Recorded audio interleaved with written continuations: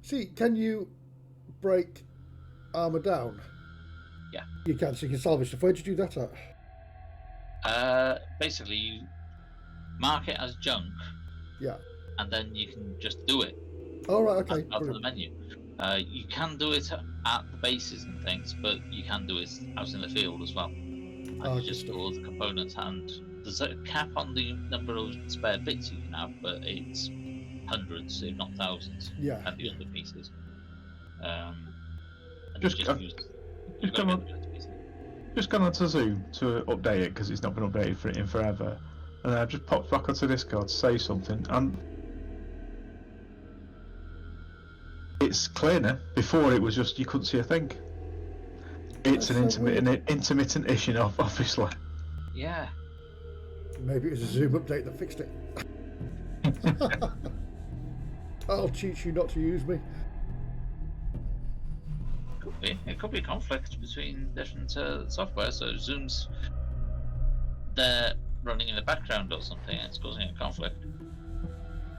See, I haven't got nothing to do with Zoom installed. I've got Skype because it's part of Windows and Discord. See, I use Zoom every week. Yeah, I call all my clients and say, "I've got your post here. Come and get it." I'd use Teams or something for that, and then I'd just use it through the web browser. So if I have job interviews or anything, it's like, yeah, I'll use the web browser rather than downloading the client.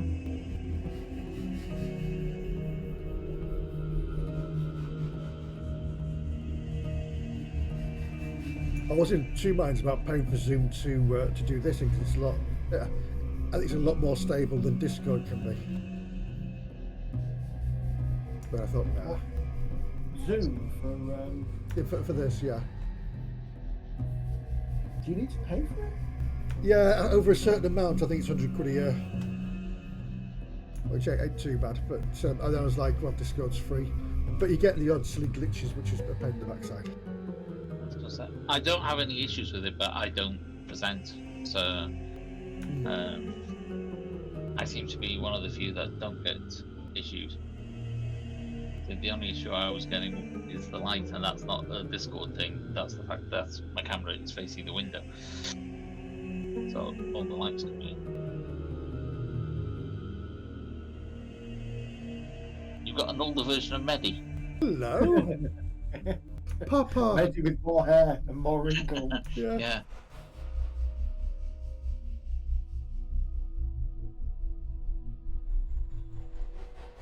I wonder whether I could utilize an business enterprise Zoom account.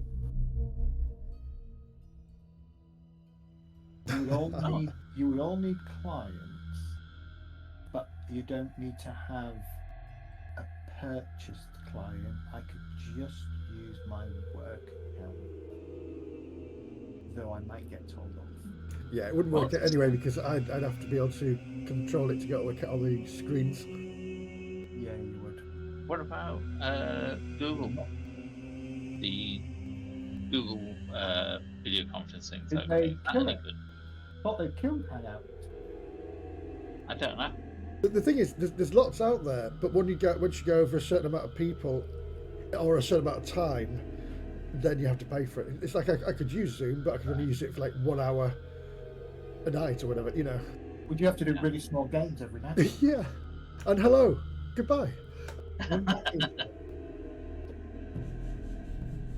That's where they've got you. It's free most of the time for one-on-one things. So I'll jump into Messenger. Is it Messenger and Microsoft? We just need to get the old Clan UK client updated to cover video. If you remember that lovely program that whatever I forget, Omni or Welly that runs it? Or is that the same person? I can't remember. No, they're not the same person.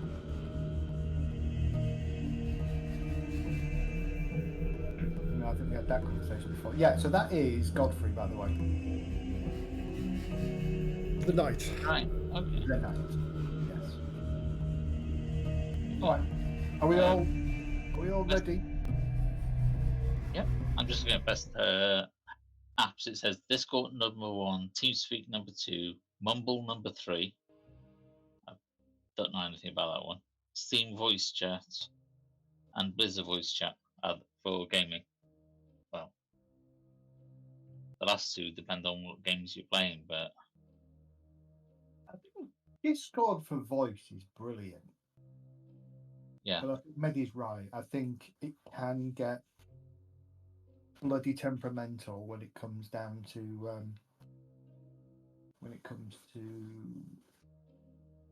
video. TeamSpeak's got no video.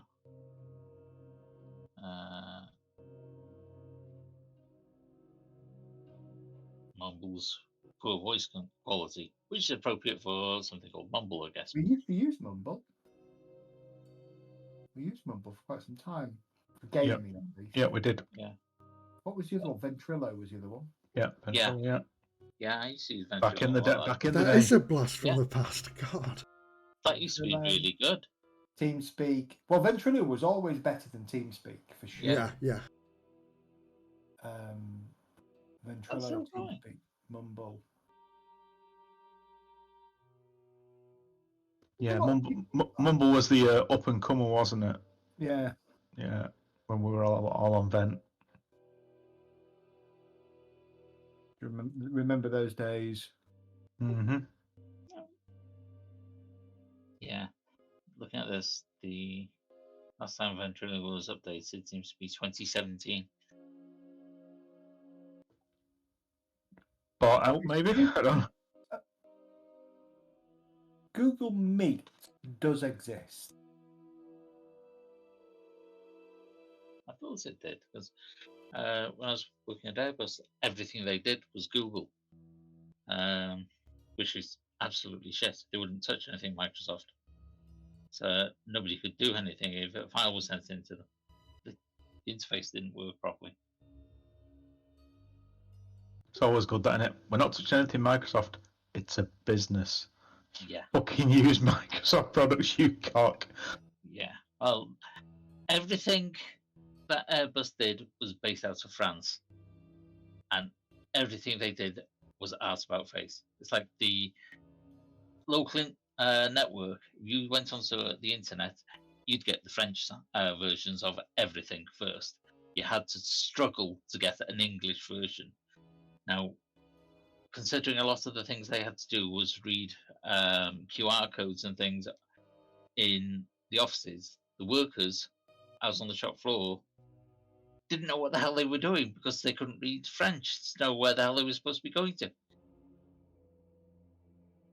Right. So the problem with Google Meet is 60-minute time limit. Yep. Right. Unless the only thing you could do around that would be to break at the 60 minutes for 10 minutes and then start again. It's a lot of faff in it. A lot of faff when Discord just does it, right? Exactly. Yeah. I mean, to be fair, I have had a good look around, and this is the option. All right. Last session.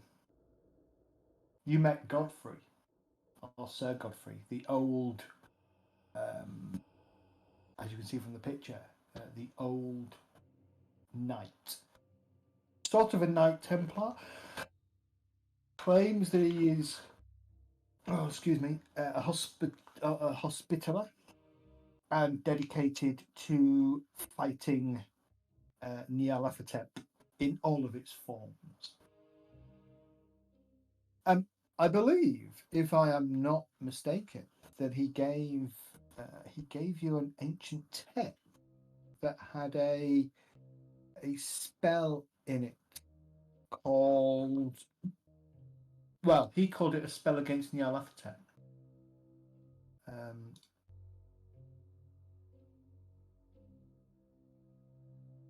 I think I put it down as something.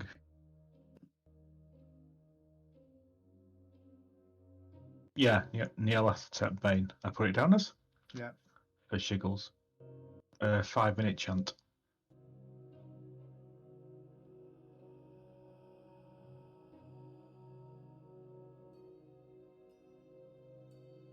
Indeed. Yes. He was also providing you some instructions, I believe, to get to the major mouth that sits under Donovan's warehouse. That's right. True. I'm not actually going to give you a handout because you'll take it too literally, but I'll kind of give you the gist of what the instructions sort of say. So after sort of 10 minutes or so of writing, he hands you a fairly old, sort of yellowy, faded piece of paper with the Maltese cross adorned at the top. And it says, go straight into the outer catacombs, ignoring all side passages until you see the Maltese cross at an intersection.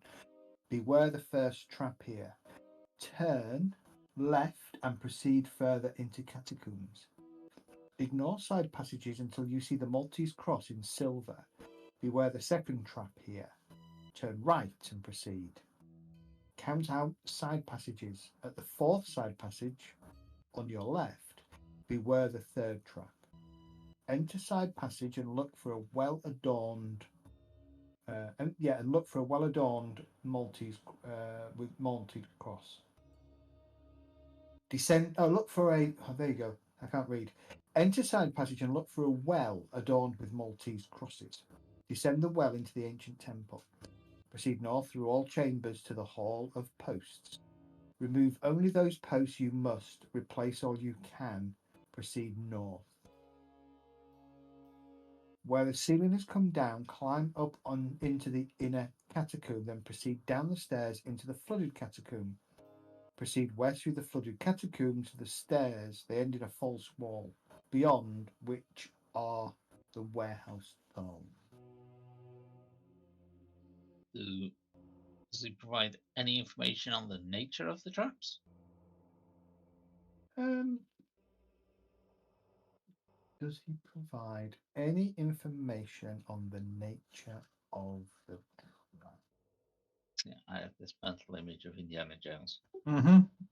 Blow darts Big coming out. boulder rolling Big down. blow darts coming out of the walls. Yeah. That's why Sewers coming out. That's why I was joking about the penitent man. So he tells you that. Let's have a look. Oh, yeah, look, it'll be the boulder coming down as we hit the flooded area, so we can't run either. He tells you that the first trap is a head height blade that slices out of the wall. He said duck that one.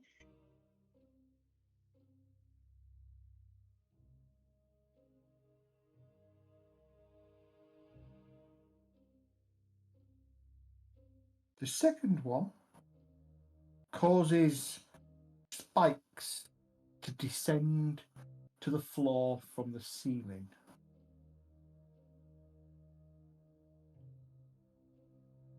The third one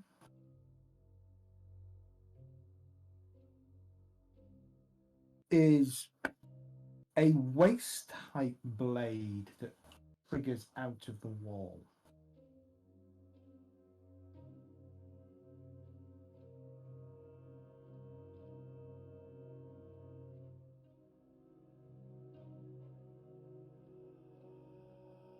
And the fourth one is a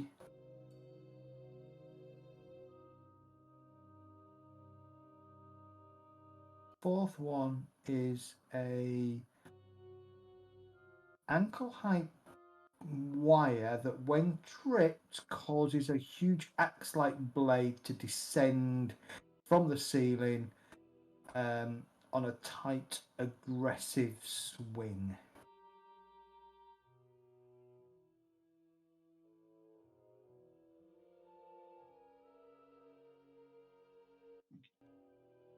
You never played Gotham Knights far enough to go up against all those traps, because that's pretty much all the traps in one part of it. No, I didn't. Sadly.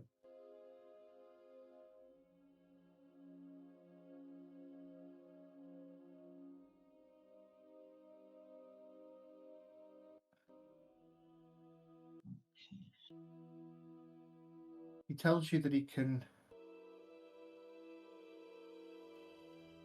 take you to where you descend from street level into the sewers, and then explain from there how you find the entrance to the catacombs, which is where his instructions then start.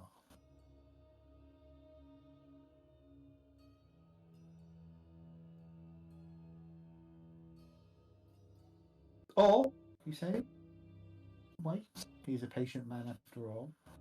Depends what your motives are for wanting to go. Well, clearly it's ending these mouths and this horror. And preferably the people behind it. He looks you over and kind of, you don't seem equipped to end the mouth.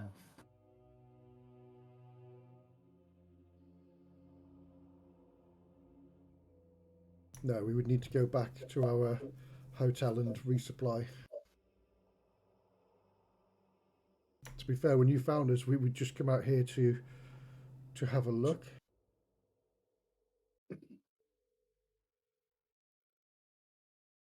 Then you know where to find me when you're ready. We do so, and we are very grateful for your assistance. Though,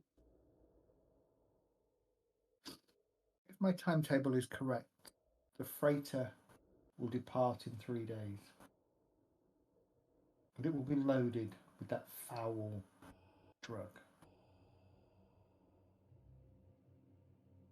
Well, that'll be another thing we'll have to do something about the freighter, because I'm sure they're loading it now. Down the road, there's a German U-boat factory. Yeah. Go be Indiana Jones and steal a U-boat.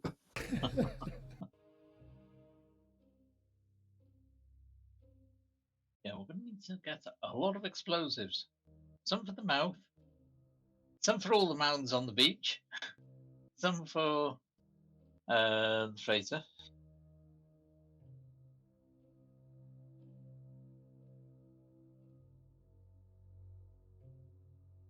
If only we had a chemist on the party. I wonder if they're Make building these- anything around here at the moment, any construction sites or mining sites. You never know. There wouldn't be mining sites, no.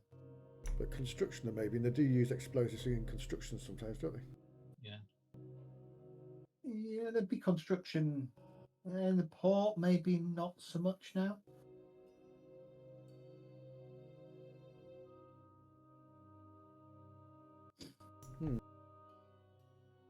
You say there was a military presence on the island. There's a ship house, isn't there? The battleship or some sort. There is a British battleship, yeah.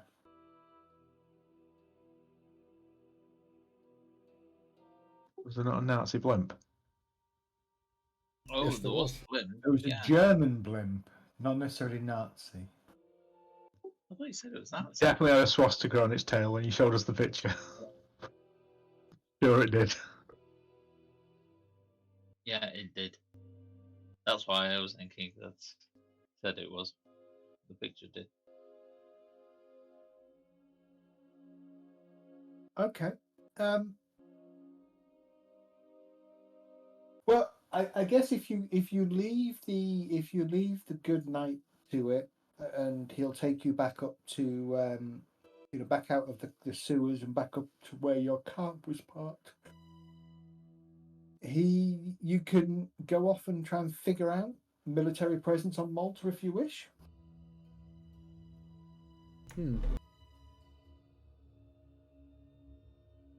Have to be careful where we ask questions though, because that chappie controls pretty much everything, doesn't he? Here, Yeah. Donovan. Donovan, yeah. Then again, it doesn't necessarily have to be military, as you said, construction. There'd be some demolitions of some sort. The other one was just using dynamite, wasn't it? TNT.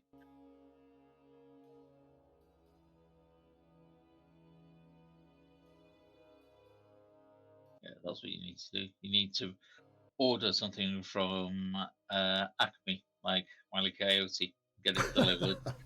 Wile E. Coyote, yeah. Acme. Acme Incorporated. Destroying explosives. Yeah. All right, so Can I get some rocket roller skates as well, please? Yeah, rocky roller skates. Yeah, heading topside and a bowl of seed, right, with a sign that says "free seed." That's the one. Yeah, yeah. Okay. All right. Well, he will take, as I say, he will take you back out to the back out to the warehouse district on the edge of the docks to your car. He tells you that if you park, and he kind of indicates an area to park. Flash your lights 3 times. He will know that it's you, and he will come and bring you down. He said, "Do not." It makes it very clear not to try and retrace your steps back to his shrine and his temple, because there are traps that will be activated and not good for your health.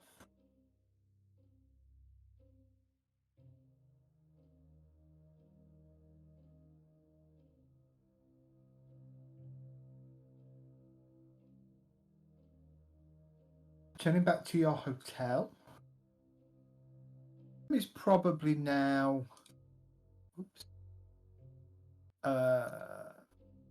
probably early afternoon, maybe about 1 o'clock close to 1 o'clock in the afternoon. What do you want to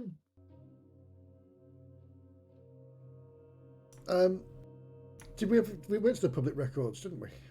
You went to the public records. You know that he has a townhouse. You know where the townhouse is roughly. You've seen it. And you had dinner last night at the same place that Donovan ate. The downside there now is Donovan knows what you look like. You know that he owns a yacht, but you don't know what the yacht looks like. You only know that it is called the Elegance. That's all you really know. You know he has a warehouse. You've been to the warehouse. The warehouse was quiet during the day, but still had armed presence. There was, if you remember, there was the sniper's nest, and there was at least a couple of well-armed, rifle-armed guards walking the perimeter. You could see off at the end of the far end of the warehouse area out to where it meets the ocean, or the Mediterranean Sea, should I say. You could see that there was a freighter had docked that also seemed to have at least one armed guard on it. Plus a field of mouths. And there was a field of mouths apparently down near the beach area at the back of the warehouse. Just let a load of kids out, really, and instead of tank castles, they've made mouths.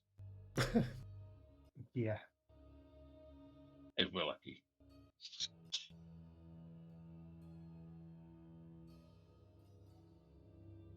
I don't really want to go snooping at his house. No. Well, we've no need to, have we? But I wouldn't mind going to the public records again to see if there's any building sites on the island where we can maybe get some explosives. Okay.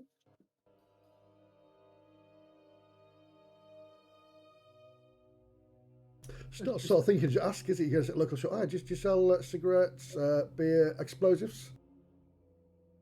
Yeah. I don't think it's that legitimate way that we could get a hold of some. I can't think of anything offhand.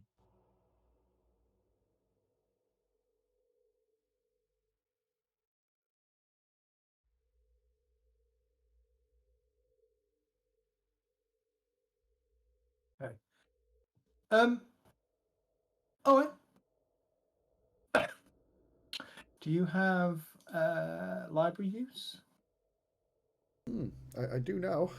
You don't need to spend anything. You just need to be able to use it. Okay. Well, Yep. between the three of you, Malta doesn't. There's no real record as such of construction in the way that you're looking for. A lot of the records are historical records rather than current records. Certainly the ones that are publicly available. What you do discover, though, through the afternoon is Malta is an independent command of the British Army, currently stationed are the 2nd Battalion Lincolnshire Regiment, 2nd Battalion Rifle Brigade, and the 1st Battalion King's Own Scottish Borderers. There is also a number of artillery positions that are positioned around the naval area to protect the naval yards.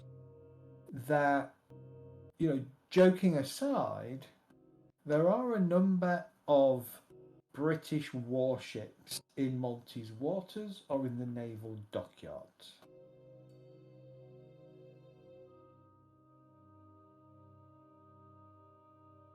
Now, if you do want to spend any library use to see if you can extract anything else, let me know. You get There we an go. Have a 1 point spend. anonymous tip to the Navy that the Nazis are actually building something at this factory. Get them to blow it up. The Nazis aren't really a problem. I think it's starting to happen. Right. And I think the siege was sort of like 1940, wasn't it? Yeah. So Yeah. it's a long way off. And certainly, the Siege of Malta was 1940. No, but what you do discover, tucked away in a sort of a newspaper article about the Maltese, the Malta Command as it's called, and a reference to underground bunkers in use by the British military. Oh. Would our catacombs potentially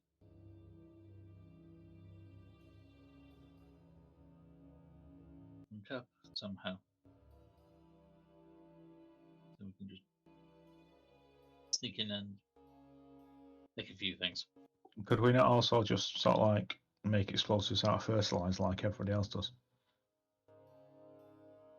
If I have chemistry, maybe. I haven't got any sciences. I would say at this point you can't just throw points into chemistry to do that.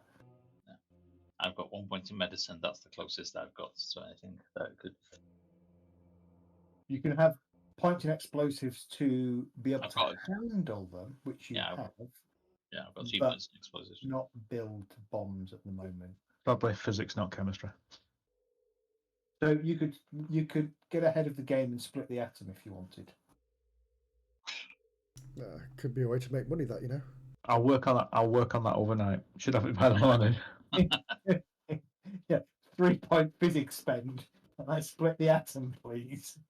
It's gonna go full on and read all the Cthulhu books. Just get a shed load of flour delivered there.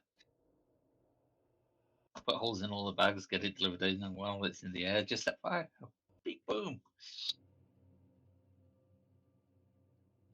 So it's probably about getting on for 4 o'clock in the afternoon by the time you've kind of discovered all that information. As kind of Alfred has just mused while you're kind of pondering and looking over these articles, is there a way that your new friend could perhaps find a way into one of these bunkers? Are there some hidden passageways in the old catacombs that could lead you to one that might get you some explosives. The alternative is you ambush a British military truck and hope that it has the stuff in it that you need.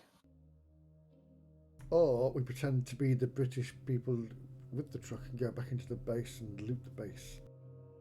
No. All of that is See? possible. I'm just wondering how good is this preparedness skill? Have I suddenly got a box full of bottles of TNT? No. Unfortunately, not. Nitro. Lots of little bottles of nitro that I've got to be very careful to move. Yeah, they've been in the back of the plane all this time while we've been bouncing around. Yeah.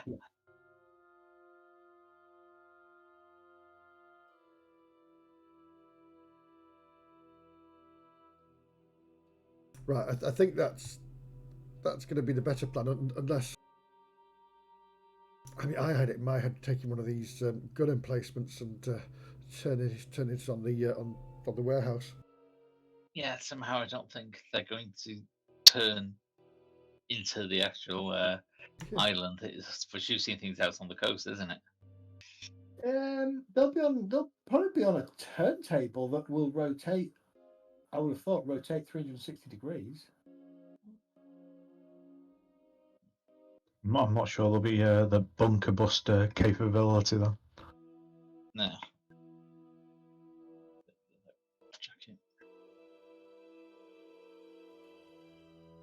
So what we do is we get the airship, position it over the top of the warehouse, and fire one of these. It's just a rinse repeat, isn't it, of Africa? Yeah. Yeah, it's getting that way, yeah. On a bigger scale. Yeah.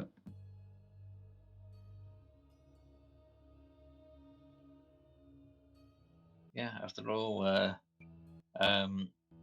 Joseph can fly now. Yep. So he can pilot the airship. Or we get a really long hose pipe and just feed it all the way across the grass into the warehouse and then trickle feed petrol down there. Okay. So interesting, where you are, where the warehouse is sort of this. As I think I said last week, you go out of Valletta, round the coast to the south of Valletta, where there's a big dock area. Attached to that dock area, which is all called Grand Harbour, is where the naval base is. So literally out in the harbour, there are a couple of British warships. Further out off the coast, there would also be a few British warships.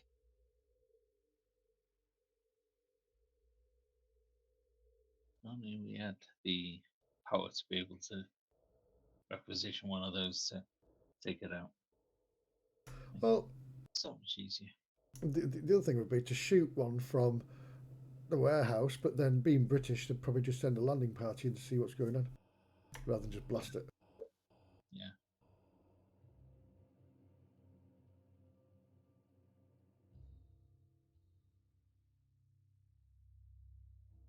Right.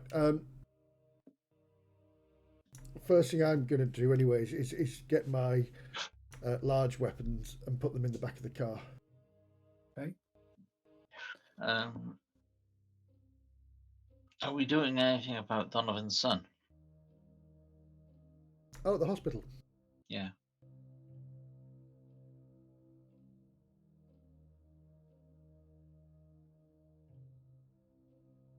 I suppose Ralph could see if he wants a bath. Excuse me? Yeah, it took a few seconds for that to register what he actually meant to me as well then. See if we can drown unexpectedly, you mean? Yeah. Well, we don't know what's wrong with the child, do we? Whether he's got a mouth or what? Potentially cursed. Yeah. You've got now fed nectar. That's an avenue of exploration. Trying to maybe find where the elegance is moored and figuring that out? Or simply trying to follow Donovan for a day and see what he gets up to?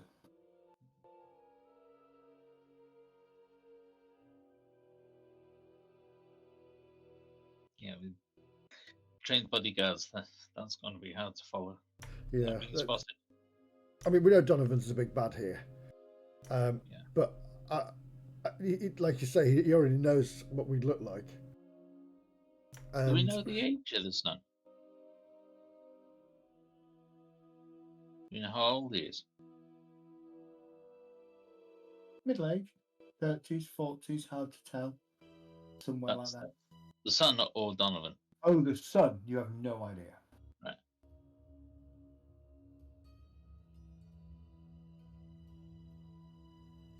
He'll be fairly young though. See, I was thinking if Donovan was older and he was more 20s, 30s, is he partner to this? But I'll maybe turn him. But let's see. Yeah. I reckon he's done some really weird ritual. Yeah. Maybe trying to bring one of these mouths into his son. You never know. But then you wouldn't just have him in the hospital, would you? No. Not under. You might have him in a private hospital. Yeah. But yeah. Let's go to the hospital then. We can all pretend to be doctors or assistants. Okay, you want to head over to the hospital? Okay, well, it is fairly late in the afternoon, but doesn't stop you from going over to the hospital. Just thinking, with Donovan having fingers in every pie and knowing everything, and us rocking up to the hospital, it likely will get back to him that three people off island were asking around his son, and I think that would very much put a target on our backs. And I'm probably fairly noticeable. So me Yeah. turning up, I should stay away at the very least. If you do go, I don't. What are we going to gain by going? Information more than anything. That's about it. On Seeing specifically. Yeah, see what's wrong with the kid. See, it's something we can use as leverage. Well, or something we might have to deal with. Yeah. That's my only worry, is if because he's been into doing these rituals and he's killed his wife already. What's to say that this man who's after power by the looks of it hasn't done something to his son? Yeah, because it's on about these creatures from the other side coming through. And maybe that's what's happened, like in Wales, where they took over the bodies.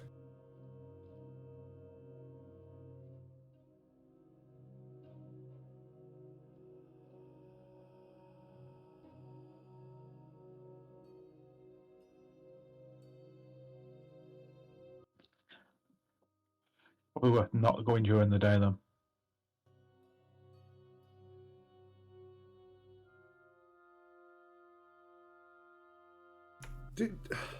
I should say the hardest thing is going to be finding out what room he's in, and maybe if we could just look through the window or.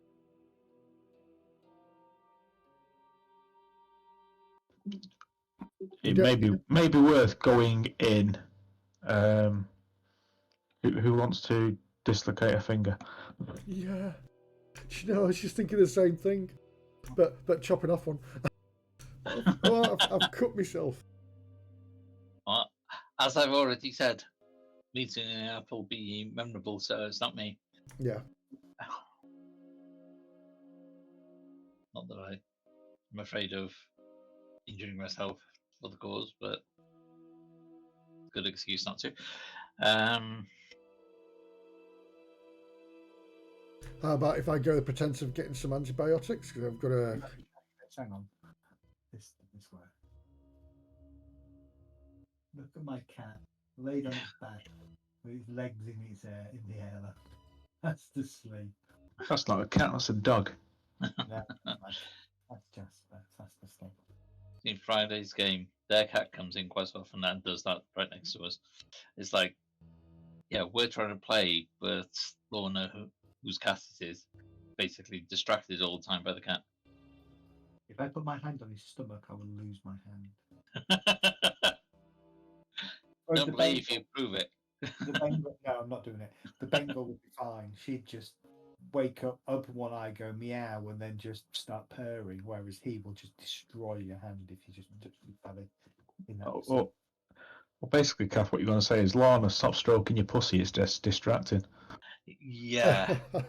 I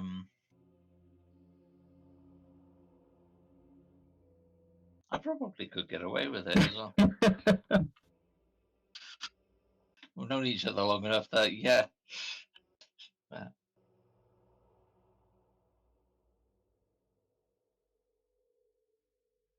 So we can either go in the day and just have a look at the hospital. We don't know what size it is. It may be a smaller hospital. It's only Malta in 1930, for fuck's sake. So it may be very low key, and we may be able to, slip into a room, put some white coats on, and walk around. But then remember, it is a kid, so it might be in a different ward. But don't forget, back in the day, it was mixed wards here, there, and everywhere. Yeah, for kids and whatnot.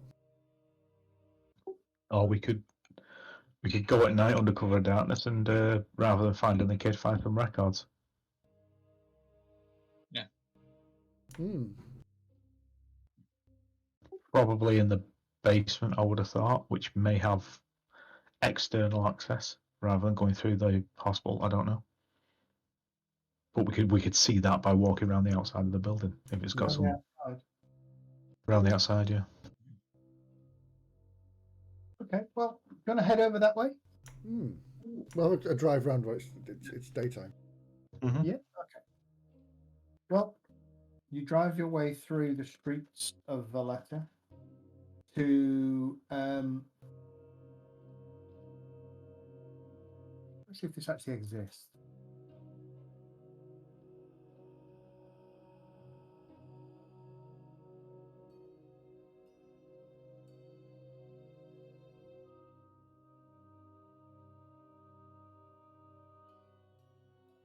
Yes.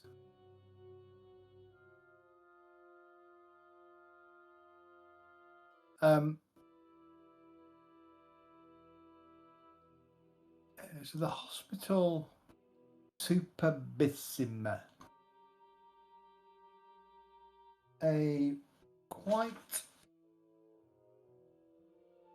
sort of a decent sized hospital. It is, in fact, the only hospital here in Valletta.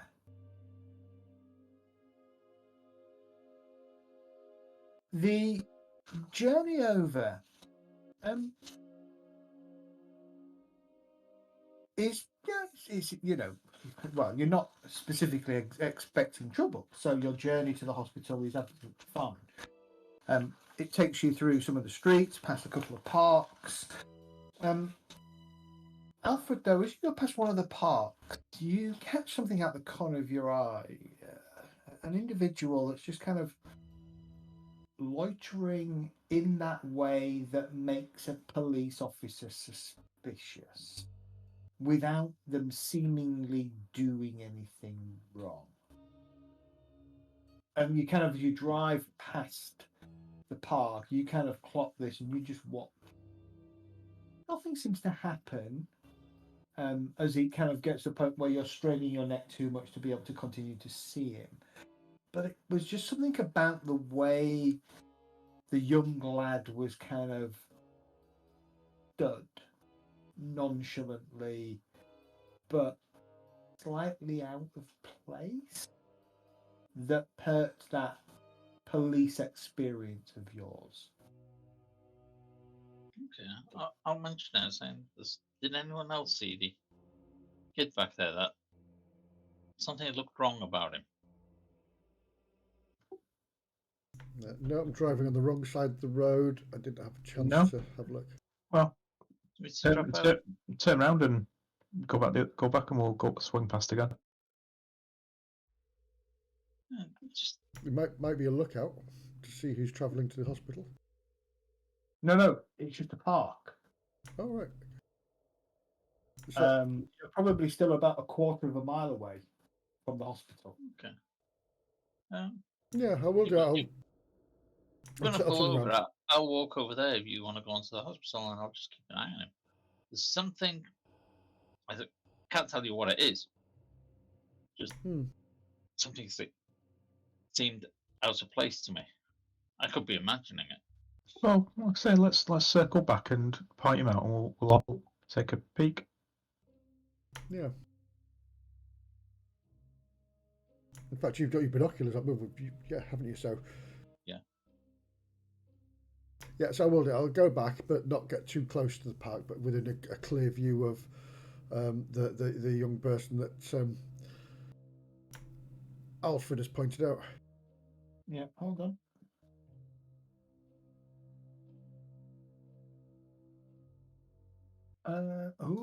Okay.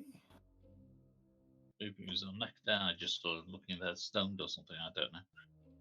And just think, Alfred, in 50 years' time, don't be doing this. No. Well, not without being arrested, anyway. So.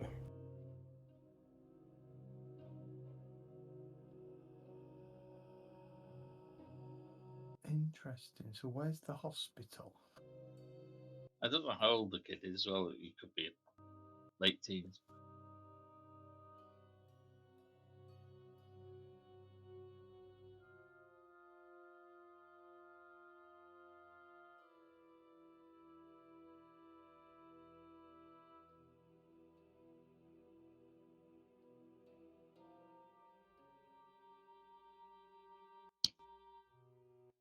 I'm going to say that actually the hospital you're going to is St. Luke's Hospital. And the gardens that you've gone past are the Argotti Botanic Gardens. And you're kind of coming out of the main sort of more antiquated kind of pedestrian sort of shopping part of Valletta and heading sort of round and north. You swing back on the road back towards the Argotti Gardens. And as you're kind of slowing down, trying to not avoid causing problems with the traffic. Alfred, you spot the same individual. Looking at him, probably no more than about 13, 14 maybe. Clothing not amazing, a bit ragged. But you watch as a man kind of walks up to him and brushes past him. And you are sure you saw an exchange of some kind. And then the man carries off down the path further into the park. Okay. Can I see or work out which way the exchange was? Was the kid giving him something, or was he giving something to the kid? Give me a streetwise spend.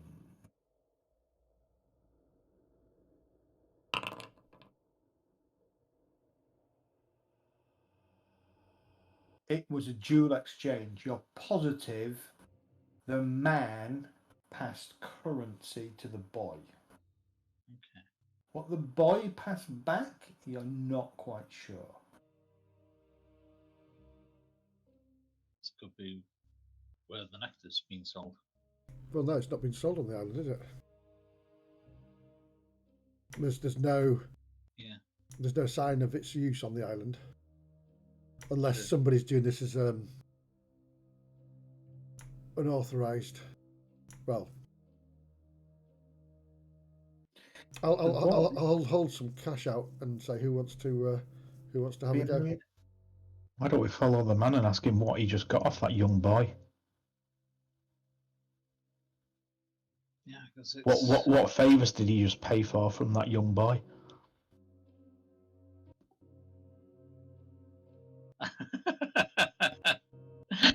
I was about to comment you got something on your head and then it flew away as your hand went up.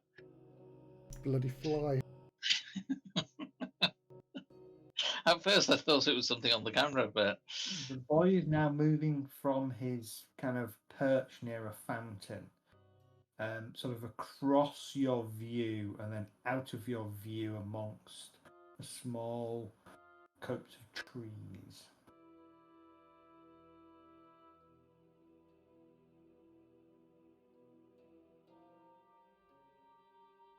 Yeah, I think possibly quartering the man. You are coming up to a parking space where you can pull the car in. Yep, pull the car in. Doesn't give you a great view of the park, but at least it's somewhere where you can park the car and get out on foot if you wanted to. Yeah. You woken up? Daft cat.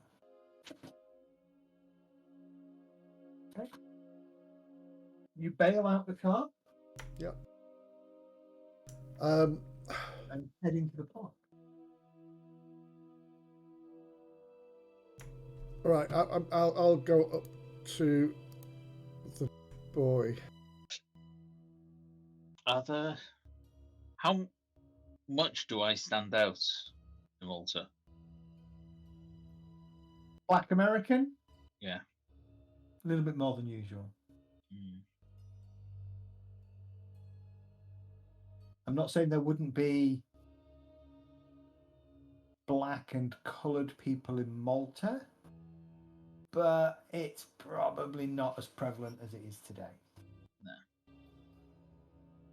I don't remember Pull it seeing... with your American accent, you will stand out like a sore thumb. Yeah, and the way you dress as well, I would have thought. What you mean, the ankle flappers, braces, Yes. waistcoat, Lovecraft country, you mean? Yeah. Yeah, so I want to walk up. I'm going to take some money out. I don't know how stay much. in the car for now, then. I'll keep watching him through the binoculars, but stay in the car for now. Were you watching the boy or the man? No, I'm watching Joseph. Joseph, what are you doing? You going looking for the boy? Yep. And I've got some money in my hand. Okay, as you kind of step out and into the park, glancing around, yeah, there are a few people. It is late in the afternoon, so there's not as many people in the park as you would expect, or maybe there are the right number of people in the park that you would expect. People taking shortcuts, obviously on the way from work to home and things like that. There are probably half a dozen boys, all scattered around, but every single one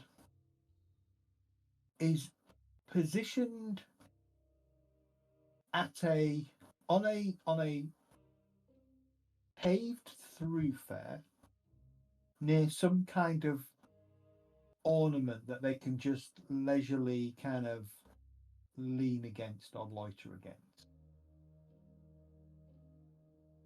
The boy that you think you saw from the fountain is currently talking to an older boy. This one is probably, well, actually, he's probably a young man. He's probably somewhere between 18 and 22. And you can just see the younger lad kind of cupped hand, just lifts a cup hand, and the older boy, the older man or the young man reaches in, pulls out what looks like bunch of paper, from distance at least, and nods to a small satchel near his, just near where he's sort of loitering. No, The young boy goes down to the satchel, opens up his own little sort of satchel, reaches in and puts something into his satchel. Stands up restocking. and then turns and jogs back towards his spot.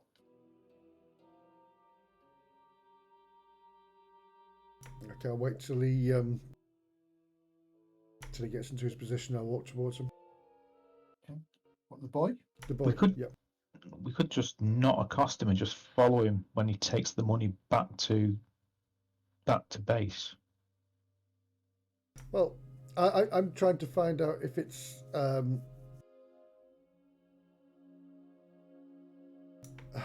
the juice or not.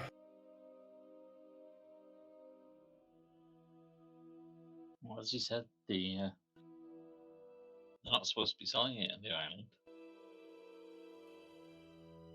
No, Unless, they're not. somebody, But if, unless somebody's stealing it, Yeah. supplies from Donovan.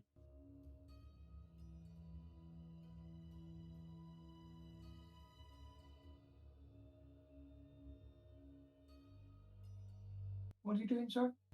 so I'm going to walk up to the boy with some money in my hand. Mm-hmm. As I get closer, I'm going to whisper in that kind of whisper that I'll carry towards him and say, "How much?"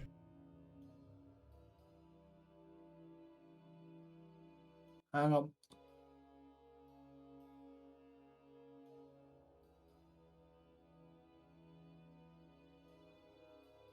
We're taken in so many wrong ways.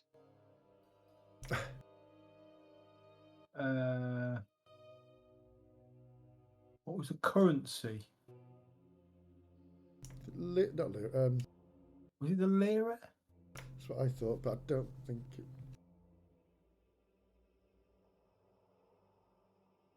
Lira. It was the lira. Malta lira. Yeah.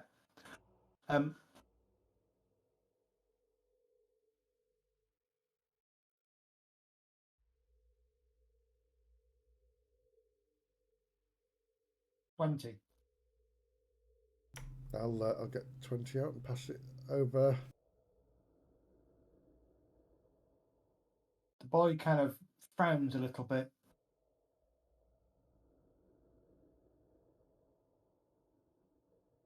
Not so clumsily. Very sorry. I'll closer and hold it on the inside of my hand. He takes the money from you and kind of goes to shake your hand almost, puts a very familiar looking vial into your hand and removes the 20, which immediately he stuffs in his pocket and he nods at you. Good day, sir. And you. And I'm going to walk off in an indirect route back to the car. I can't remember what colour the Maltese one was. Was it the blue one? Yeah. Yeah. Yeah, it is the familiar blue bottle. Now we follow the guy with the cash. Just to clear up, it's the pound. Is it the A pound, really? It's British protectorate, isn't it? Of course. Yeah. Yeah. Yeah, I'm just reading. From 1855, it was British coins were declared the sole legal tender. Cillian dollar continued to dominate local circulation until withdrawal in 1886. 1972, Malta changed over to decimal currency, so abandoned the British pound. The Maltese pound was renamed the Maltese lira in 1983. Okay. Was retained, and that follows cents. So. Oh, so it wouldn't have been 20, it'd probably be more like 5 or something. Okay.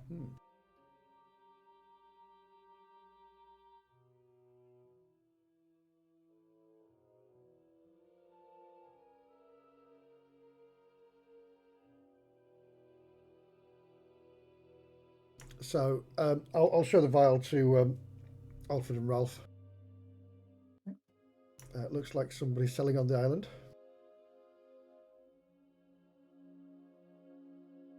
Okay, that goes against what we've been told. So either he's stealing. It wasn't. There wasn't any on the street. Yeah, the only thing is, it wasn't. You couldn't see any. Yeah, we can smell it or So see it. yeah, so if it's discreet, you wouldn't. And depends who's buying it. I'm surprised it's been The bought here. That's operation is discreet enough that it would need a trained police officer who really knows what they're looking for, who's used to gangs and stuff like that. Yeah. Which I might be taking a bit of liberty in assuming that this was things that happened in the 1930s in America, but hey. So it looks like, as you kind of all gather back towards the entrance of the park, trying to be a little bit discreet, there's probably half a dozen or so youngish lads, runners, as they run backwards and forwards to different points of the park. Always going down to this central location where this sort of early 20s gentleman is kind of loitering. He seems to have a small satchel. That satchel obviously contains a number of vials of nectar, and they're selling them for about £2 per vial, maybe £3 per vial, to individuals who are obviously aware of what it is. Just want to keep an eye out to see who else buys. What sort of lifestyle are they? I would say it's going to be a mix. There'll be some smarter gentlemen. There'll be some smart ladies. There'll be some sort of more blue collar dock people, dock workers and labourers and cab drivers, that kind of thing, that are buying. There's no pattern as to who, as to which is the dominant group here. It just seems that there is clearly a trade done with footfall through the park. You watch a few people, they come in from one end, they go out the other, they stop off at one of these young lads and buys a vial of nectar.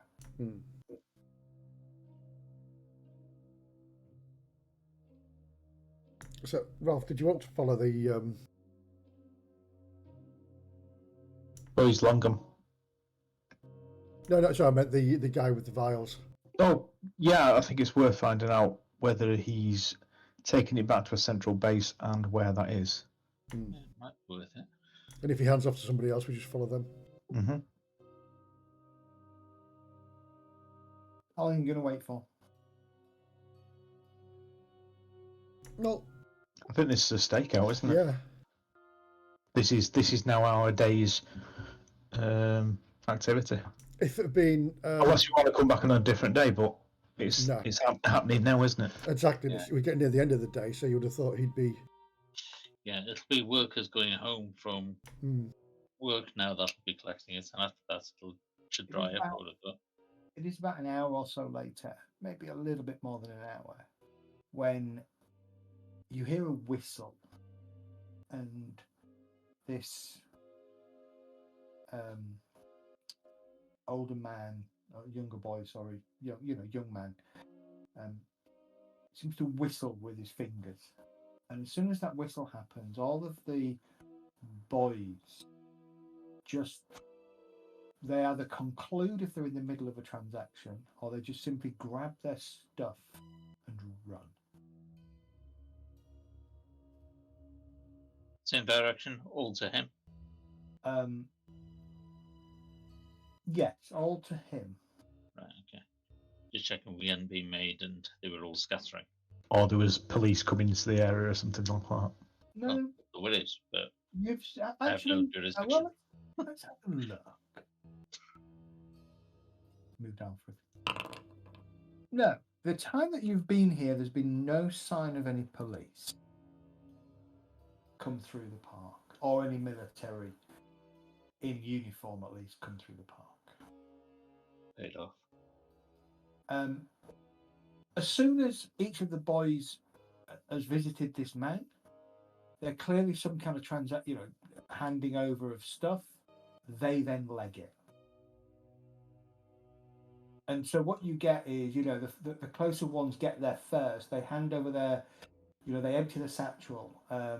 They give their money, and then immediately they take off and they run off out the park. And within sort of 5 minutes, these sort of 6 or 7, young teenage lads descend on this older teenager and then disappear.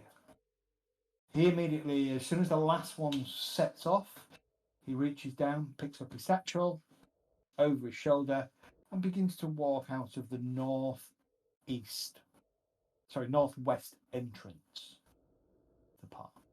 You probably came in from the south. So he's walking away from us. Right. Who's going to follow?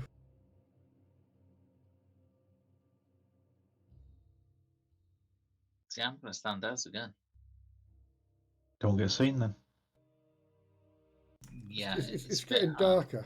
Not being seen by him, fair enough, but others might see me while I'm trying to follow him. Well, that's fine. You're just somebody taking a walk, aren't you? Shadowing, stealth, all that kind of stuff. Yeah, I mean, if you're going to follow him, give me a shadowing roll. Got bits in shadowing, but not great. So I can do it. See, I've only got stealth. I've got both.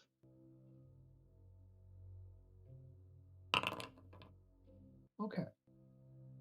Yeah, He gets out of the park and he walks to the curb. And literally, as he walks to the curb, a rather nice. Have a look.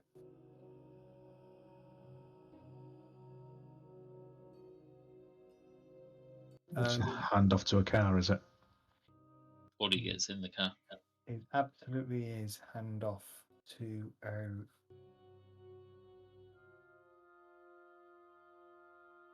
a Delhay Torpedo, a rather nice looking Rolls Royce. And as the Rolls Royce pulls up and the window winds down, he leans in briefly as he passes his satchel in. And Alfred, for the brief moment, you get a view of a blonde woman. Look familiar? Never seen her before in your life. She passes a different satchel out of the window. The young man sort of puts it over his shoulder, looks inside, nods, and then immediately kind of cuts eastwards along the road. The Rolls Royce then just pulls out into the traffic, not that there's a lot of it, and just cruises past. As it goes past, hard to see, but there is definitely a figure, probably a woman, sat in the back, and there's at least 2 people in the front. Any number plates or anything like that? Local number plate.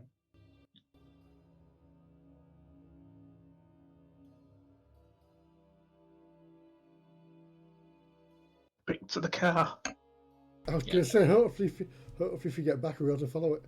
The problem is, you watch as he hits the junction, and it heads northwest, away from the park. Is that towards a road that would go to Dalton's estate? No, it's actually more towards the hospital than anything. Okay. Perfect. Yeah. Well, head back to the car, let them know. It'll probably take you 5 to 10 minutes to get back to the car, get the car back onto the road, turn round and head back towards the hospital. By which time it is unlikely you will be able to find the Rolls Royce. No. It'll stand out a little bit, but it will be more by luck that you would encounter it. I would hazard a guess that there's only one person on this island that has got a Rolls Royce like that, and asking in the right places, we could find out whose it is and who the blonde lady is. So I think that's something we might either do tonight in bars in the right place, or tomorrow with a fresh start. Yeah. All we have to do is say that we saw the Rolls Royce and we're admiring it. Who owns it?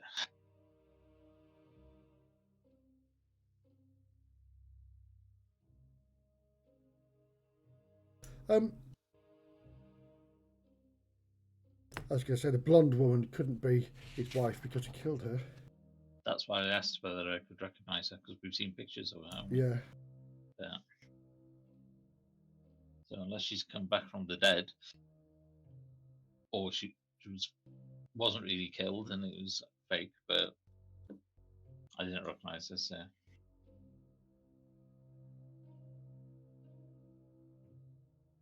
And my thought was maybe they're getting these vials and taking them to the hospital. If she was heading that way, but they're not. They're selling them, aren't they? So they're just taking the cash that way. Yeah.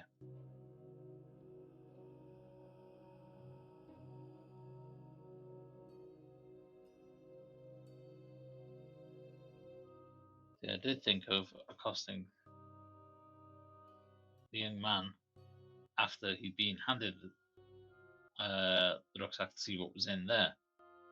It could be his payments, it could be something else, but I thought that's going to tip our hands too much. Could be tomorrow's supply. Could be. Back in a minute. Yep.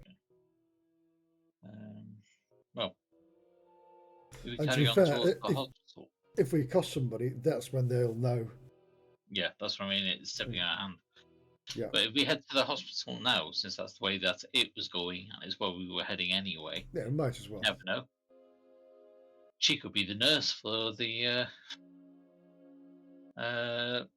son, or be there as part of keeping an eye on him. I want to know who's manufacturing these vials, because if they're going to be filling up a bloody boat full of them, that's going to be a lot of glass. Well, yeah. They could be doing that at the factory. It's not as if there isn't much sand around. Well, they're all males.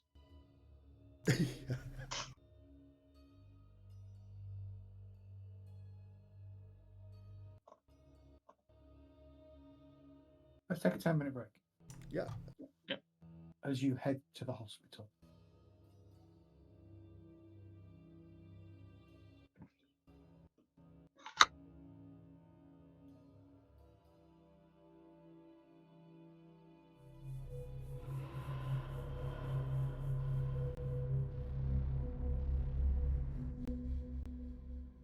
Yeah.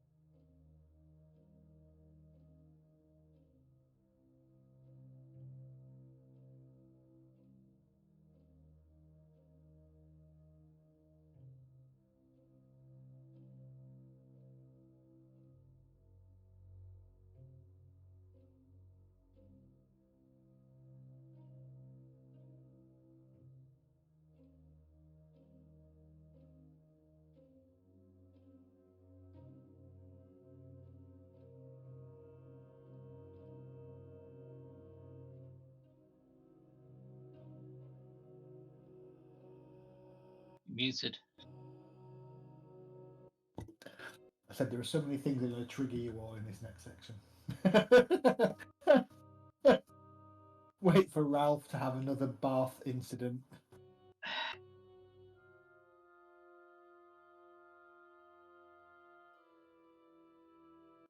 Okay. The hospital is where what is now known as St. Luke's, a 6-story building. Once upon a time, a mansion, quite a sprawling looking place. It is an 18th century building, replacing a few 16th century buildings around the outside.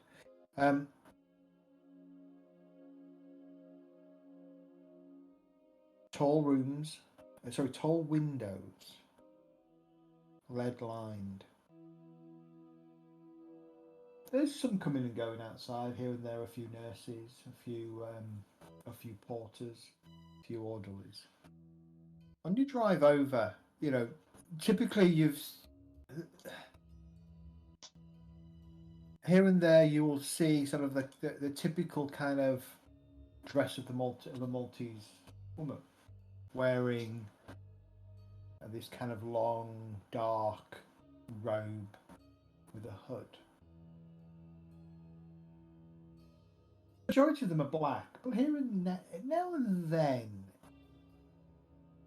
you see one of these women that seems to have a peach-coloured lining to her hood. Coming and going, doing the usual thing. But it's odd in the sense that there are no other. You don't really see any other colours. It's either black or very occasionally you see a splattering of peach.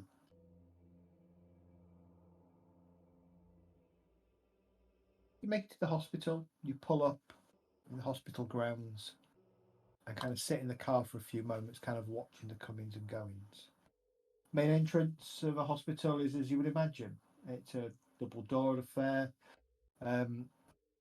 Doesn't appear to be any other sort of visible side entrances or exits. There's probably a few fire escapes here and there. But generally, it looks like your main way in and out is that front door. Don't suppose there's a Rolls Royce in the car park. There does not appear to be a Rolls Royce in the car park.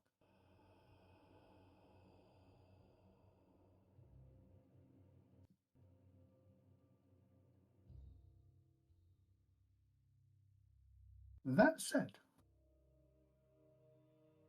one of the peach-lined women, if we want to call them that, walks out of the front doors and heads off to the left. Oh, my camera's frozen. Yep. Voice hasn't. No. It'll unfreeze in a minute.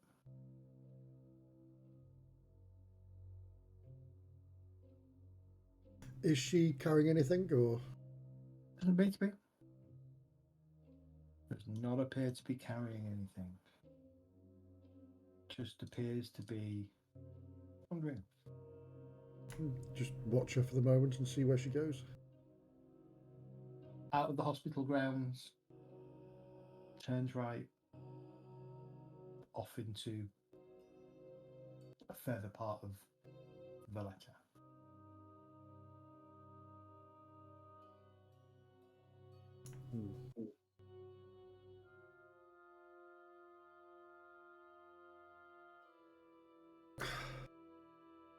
I'm toying with the idea of getting Alfred to break one of my fingers. Yeah, to dislocate one of my fingers.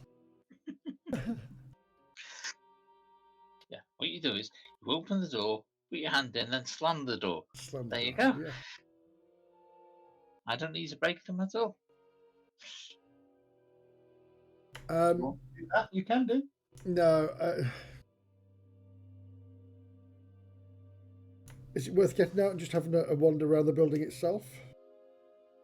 I mean, I can't see a records room. I can't see it being easy access. But then you never know.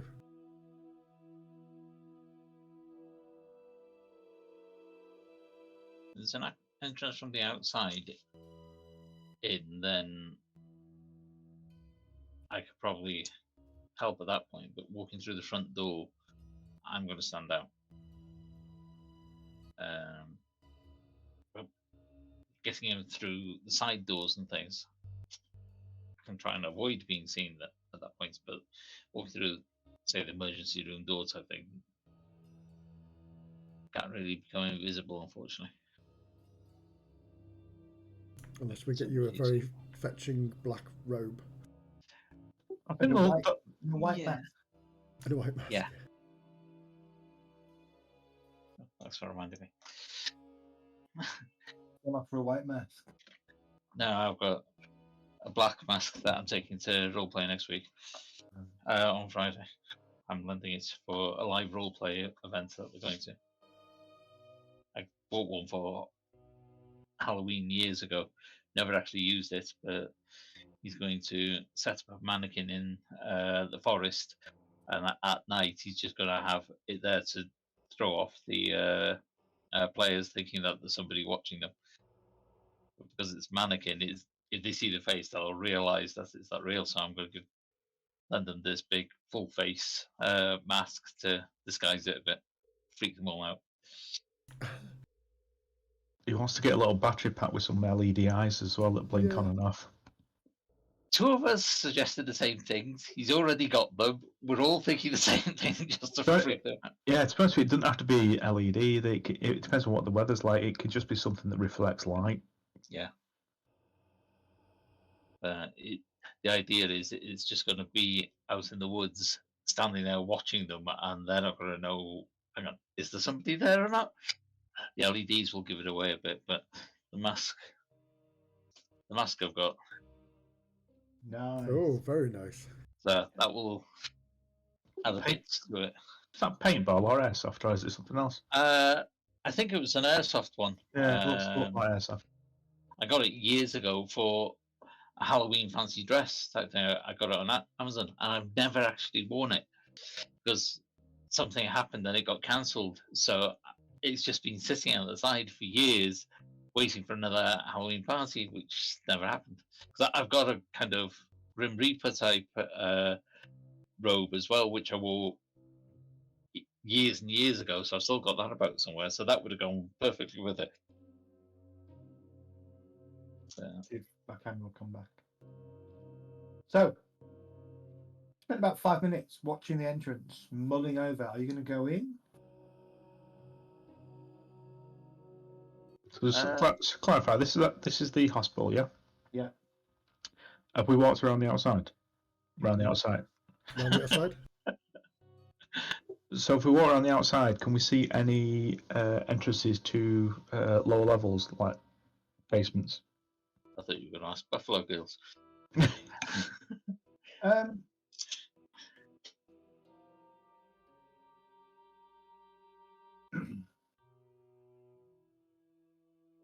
So walking all the way around the building is actually quite a large building. It's going to take you a good 10 minutes to walk around. There are a couple of other ground floor exits or entrances. They're pretty much sealed as far as you can tell. Probably the whole, probably the fire exits here and there. There aren't that many. There probably weren't so big on this in the 1930s as we are today. In terms of basement entrances, there doesn't appear to be any outside, no. How about like fire escapes, for example, metal stairs on the outside of the building? There are one at each wing. At the each end of the hotel will have a metal staircase that goes up each floor, yes. And there'll be a door at each floor.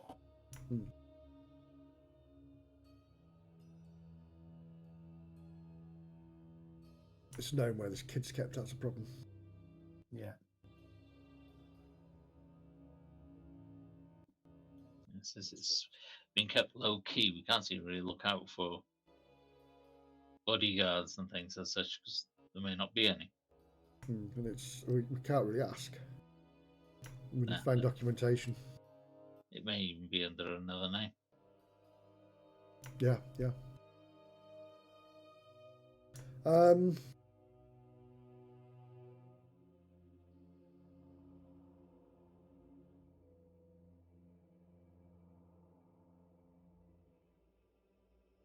trying to think of an angle. I might walk in the entrance and see if they have any antibiotics.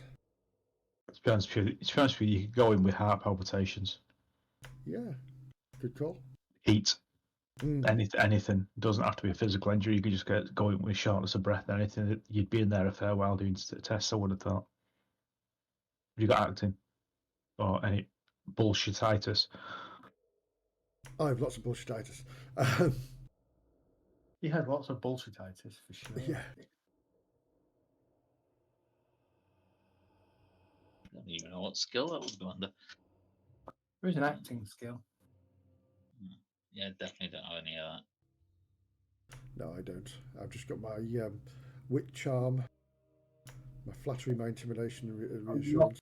Flattery. Oh, what? Sorry. A lot of flattery. A lot of flattery. Yeah, I've got nothing like that. What? Why's your health down? Who, mine? Yeah. Should be, it's at 18 on mine. Oh, your health's 18, is it? Yeah. Oh, okay. It's these tokens aren't refreshing. That's great, isn't it? And my stability's 13 because I put 2 more points into stability. Look at that, 18 health. Bloody hell. 13 stability. No problem. It's amazing how healthy we got on the flight back from.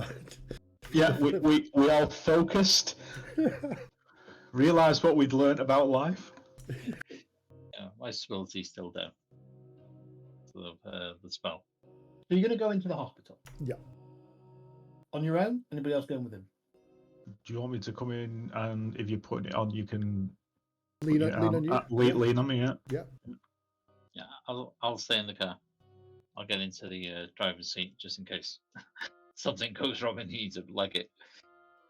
If they crack my ribs open, though, I won't be doing this again.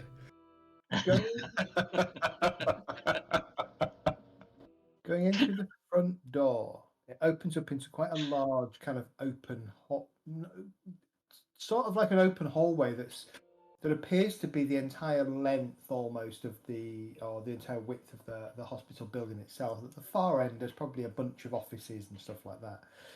Just near the door, there's sort of a desk with a nurse with a little hat on. It says it's got an English card that says triage. I'll head there. What is she wearing? Is she wearing a black outfit or? No, she's wearing a standard nurse's outfit. Right, so the black robes were the nurses. Sorry, I got it in my head they were nurses. No, They're the Grim Reapers. There's a lot of fatalities in that hospital. So what you've got immediately is what appears to be a sort of a waiting area. Probably half this area is designated to a waiting area. There's a set of open doors that lead beyond where you can then see these offices. There is a sign, and what you notice is again 6 floors of the building, left east wing. Well, where is the building's facing? Kind of. Yeah, it's facing east-west, roughly speaking. So you've got the east wing and the west wing, and the sign is kind of different floors. Yeah. East wing, 3rd floor is the Donovan wing. Cool. It says Donovan wing ICU. Not as in ICU, but ICU.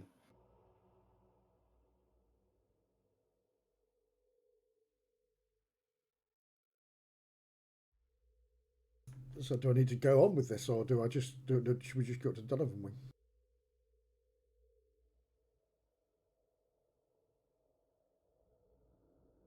if I'm now thinking to myself that if I go to the triage, I could be down here for a long time. Whereas if we just keep on walking straight in, Okay. and maybe once we've seen this sign, head up to the Donovan wing. Okay.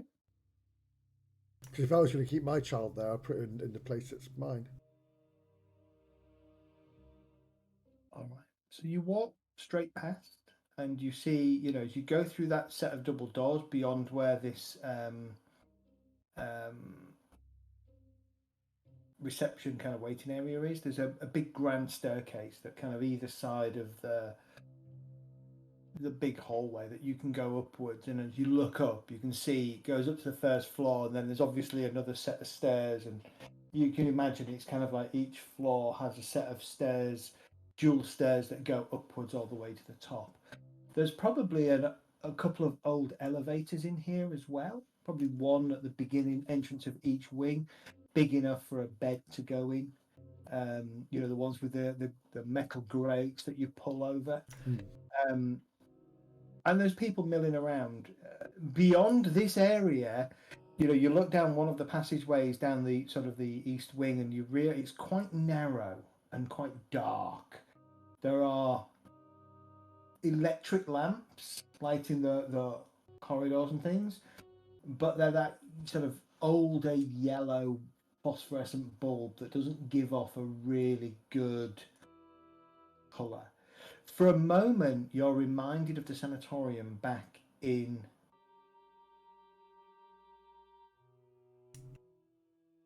I was going to say Seattle there for a minute. Savannah. You're reminded of the sanatorium in Savannah for its cramp and dinginess.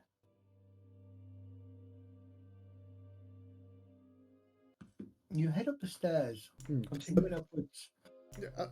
As we walk, it's going to be with confidence, like we know where we're going. Yeah, okay. I mean, generally, you're probably well dressed. You generally dress well, right? You dress. Yep. So you would look like. You would certainly look like before you spoke, a British and English gentleman in the way that you're all attired. And you go up to the third floor, and you head into the corridor that sort of says Donovan Wing above it. And as you go in, there are a couple of nurses talking quietly to each other. And you hear one say, it's about time we gave 303 their orange juice. Yes, it is. And she kind of nods and starts to head back down the corridor. She does so. She pulls something out of her pocket that looks like a small blue vial.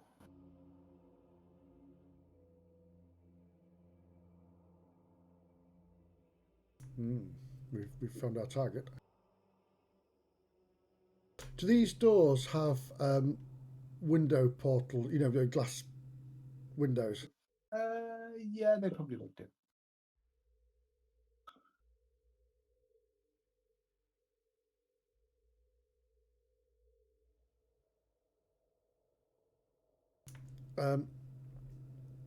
So walking down this corridor.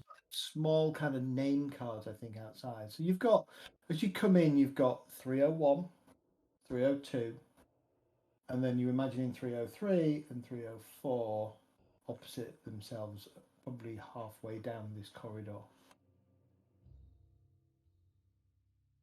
Yeah, I'm gonna walk past 303, but in doing so, going to look at the nameplate and also look through the glass if possible. Okay, going past 303, and actually it's not so much you look through the glass, you actually look through the door as the nurse opens the door. She's carrying a small beaker in her hand that looks to be of a yellow liquid. Okay, so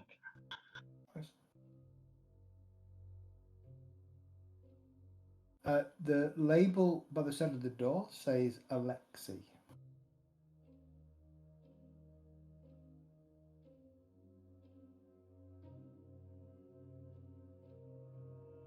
And she's the nurse that had the vial. Yes. So she's going to pour the vial into the orange juice by the sounds of it then. Can you... Could I see the child inside? Or Yeah,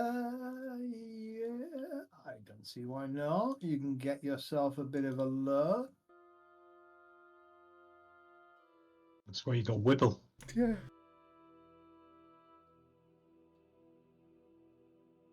Ooh, that's a bite mark, isn't it? Yes. Lots of bite marks.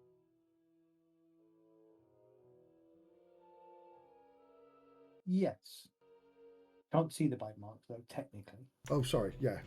But yes, I didn't see them because I didn't think of the yeah, I didn't pull the thing down. No, actually, yeah, it'd probably be sat up in bed. So yeah, you will notice a couple of familiar looking bite marks on his arms.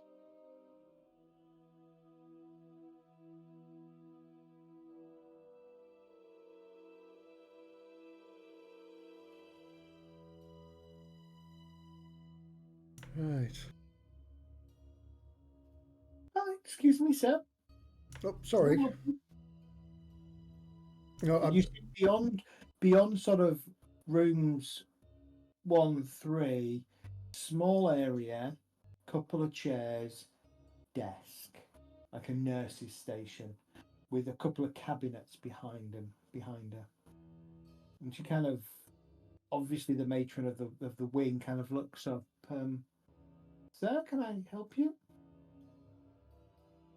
I want to try a British accent, but I'm not going to do it, am I? So, no, I'm really sorry. I've got turned around here. Oh, well, Thank you for who you're looking for? my friend came in earlier today, and he must have been discharged because I can't see him anywhere. So, but thank you for your time. Well, no problem, sir. This is the ICU, though, so please, if I can ask you to leave as quickly as possible. Will indeed, and again, my apologies. Ralph, are you were you with Joseph? Yeah, because I was going in case you wanted to put on the ill thing. Yeah. Are you doing anything in particular, or just kind of passively watching all this? Well, there's no chance I can look at. I'll look around the doors, essentially look for any, any symbols or anything like that around the place. It doesn't appear to be any symbols of any kind of occult origin. The thing that you do notice, though, is in 304, the placard reads Montgomery Jr. That's Donovan's first name, isn't it? Yeah. Montgomery.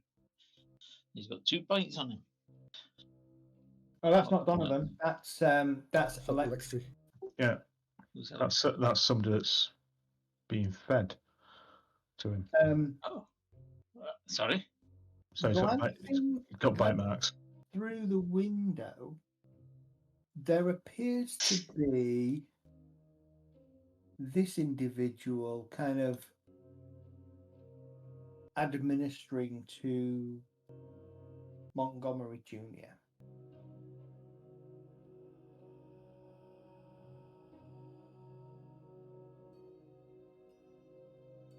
What's he doing? That's the really odd thing. He seems to be, I mean, the door is closed, so you can't hear him, but he is mumbling something. His mouth is moving, and he seems to be gesturing every now and then over possibly the sleeping figure of Montgomery.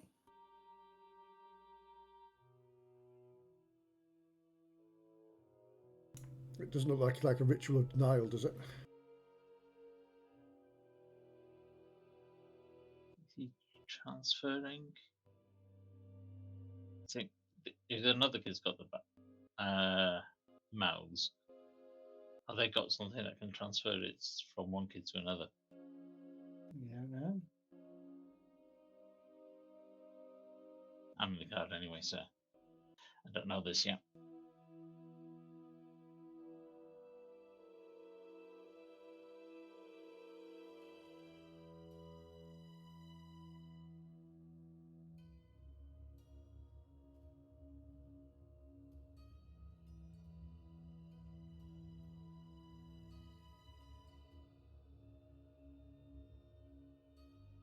After a few more moments,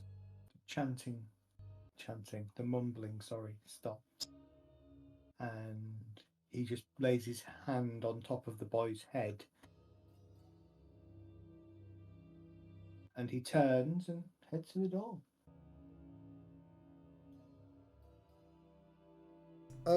As I'm walking back Yeah. the way we came, could I have a look through the other windows as I pass them, just see if there's any more victims? Yeah. So further down past the nurse's station, there's probably 4 more rooms. Obviously, unless you go past the nurse's station. By the way, there is a guard sat at the nurse's station. He has a billy club, like by his side, and he is kind of watching you, but not untoward. He's watching you in the way that you would expect a guard to pay attention to people in the hospital. As you walk back, you've got, again, room 304, 3, 2, 1, exit. These rooms are, for the size of the wing, these are quite big rooms. Probably big enough originally for maybe 2, possibly even 3 patients at a time. And looking back into, back to room 302, there will be a couple of beds in there. And likewise with 301. 302 are both occupied, 301 only has a single occupant. But interestingly, both 303 and 304 only have the 1 bed in each. The doctor comes out of Montgomery Jr.'s room and he goes, good evening, gentlemen, as he kind of walks off and then continues down the corridor. And as he gets towards the very end, he turns right and goes into a room. Do you have a name tag or anything? Salazio. Dr. Salazio.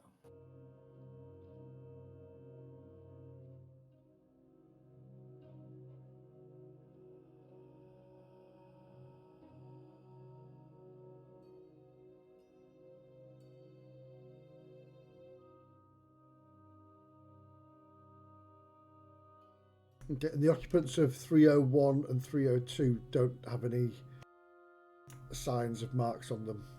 No signs of marks on them. But what you do watch as you kind of get to that is what as one of the nurses inside 302, she's talking to one of the patients, probably a middle-aged man. It's not a children's ward, it's a kind of a mixed ward. In fact, the 2 boys are probably more out of place in here than anything, right? You would have kind of assumed that children would have been kept together, but these 2 seem to be here in the Donovan ward.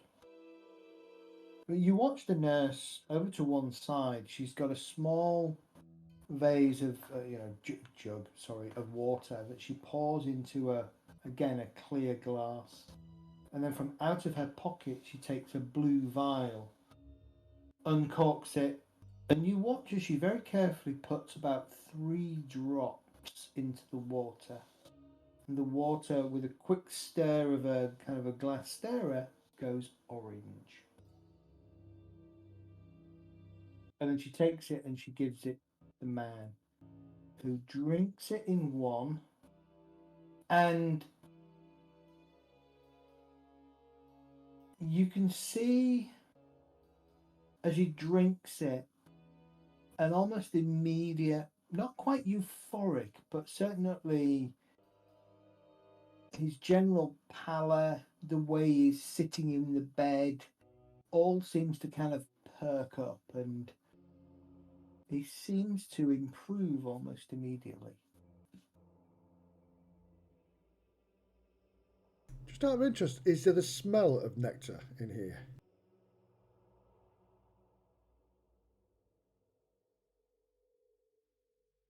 Very faint.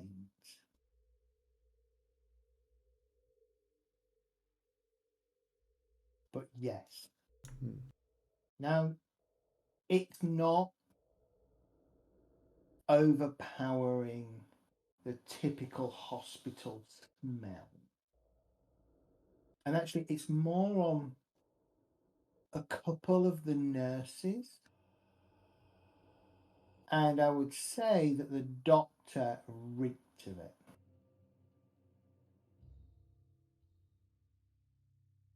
So, this one relaxed you. They seem to be using it as Well, propellant. no, it perked him up. He didn't have a baby's arm under his bed covers, but you know. All his worries have gone out of the world. But the interesting thing for both Ralph and Joseph, she put a couple of drops in. She didn't put the vial in.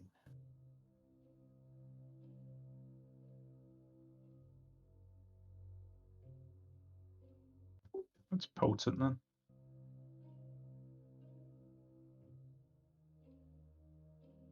It's the volume of 1937. Yeah, gentlemen.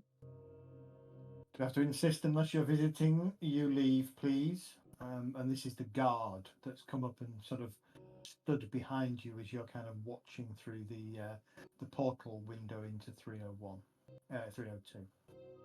No, very sorry. And No, that's all very well, sir. But this is not a gawping centre. This is a hospital, and we respect our patients. So unless your family. No, of course we were looking for a friend that had been came to the hospital earlier, but this is our second route, and I don't think we've seen him, so he must have been released, as my friend said earlier to the nurse. So we're just going. Well, if you were to head down to the patient's office down at the ground floor, sir, perhaps you can inquire there as to the whereabouts of your friend. Perhaps they've been moved to one of the other wings. Ah, thank you. We'll check that. You're welcome, sir. Good evening. good evening to you. Turns and walks back down the corridor, swinging his billy club. We've got a funny side-to-side walk.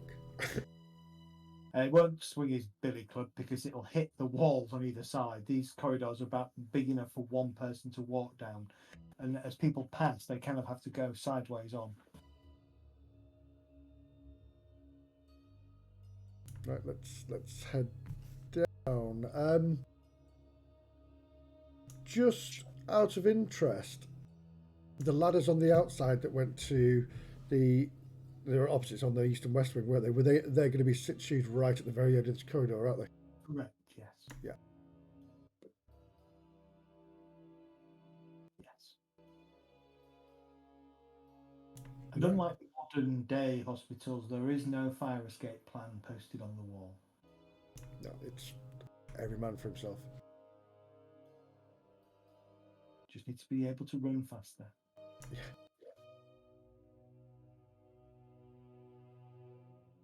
Okay.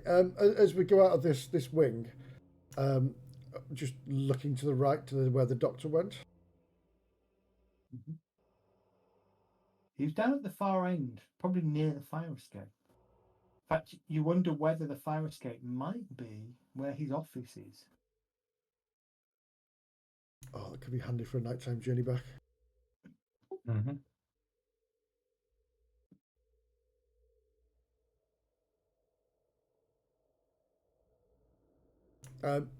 Yeah, so get to the top of the stairs, and just sort of half step down, but looking.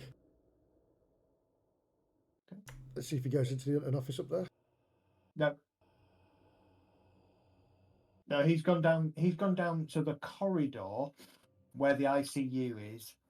He went down past the nurses' station to the far end, to the very. Oh, bottom. so right at the very end. Sorry, gotcha. Yeah, my apologies. Yeah. Excuse me. Yeah. Well, that's good to know then in that case. Yeah, yeah.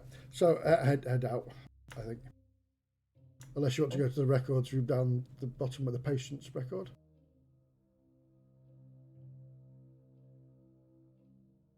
Have a look for Nah. I can't see them putting anything on paper. No. Not well. I think this office for this guy is probably the. Yes. He'll have the personal records there, and his findings. I would have thought. Mm. And if he was casting something in there, then he knows a lot more about this.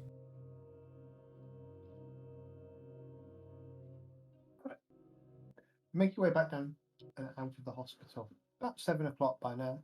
It's getting dark.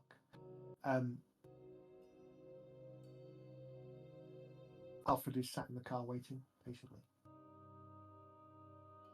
In the sort of the 30 minutes or so that your companions have been absent, you've seen one other of those robed women with the peach hood. She's walked to the hospital and then has come back out again in the space of about 10 minutes.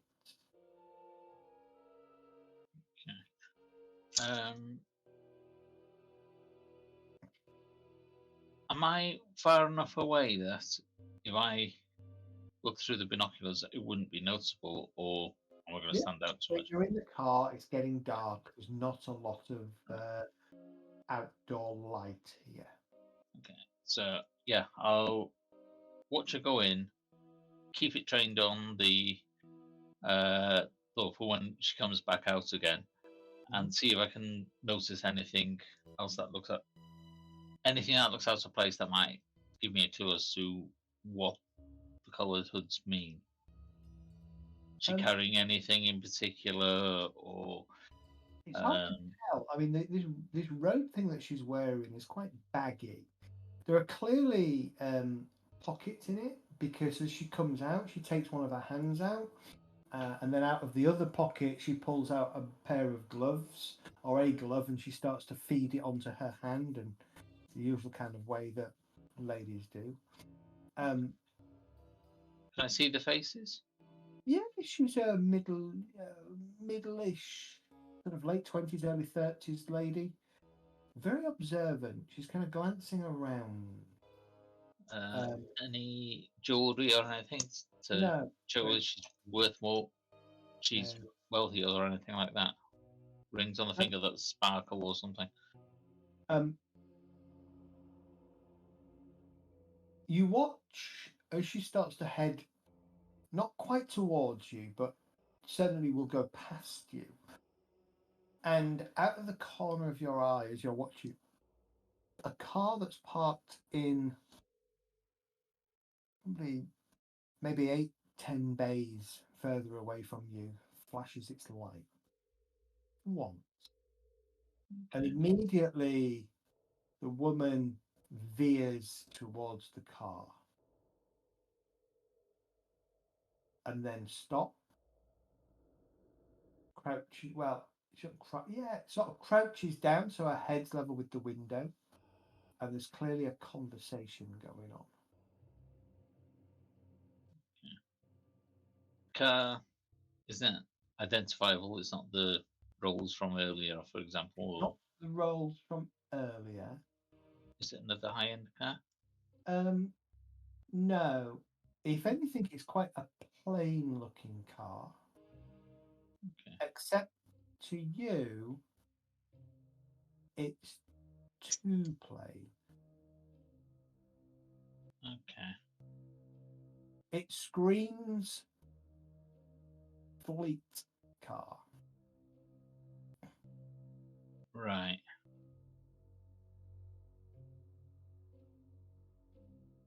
It screams military fleet car. Ooh. And you watch as the lady kind of partly leans in. At the same time, she puts her gloved hand in a pocket and brings something out. And in your binoculars, it's getting dark, but you are sure it's a vial. And she places her hand inside the window and then pulls the hand out, puts it in her pocket. Good night, Governor, she says as she stands up, carries on walking. The car starts its engine. About 10 seconds later, glides out of the car park and back down towards the main road. Now, we have to clarify, was that an American putting on an English accent going, "Good night, Governor"? Or was it actually Governor? You know, with this earlier. It was her saying, it was her saying, "Good night, Governor." It wasn't Mary Poppins then. No, it wasn't Mary Poppins. No. She says it in an English accent, in a Maltese English accent. Yeah. So maybe this is again another ring of dealers. Yeah. Like the boys. And the yellow hoods, so the peach hoods are the main ones, and the plain black are probably just the runners. Could be.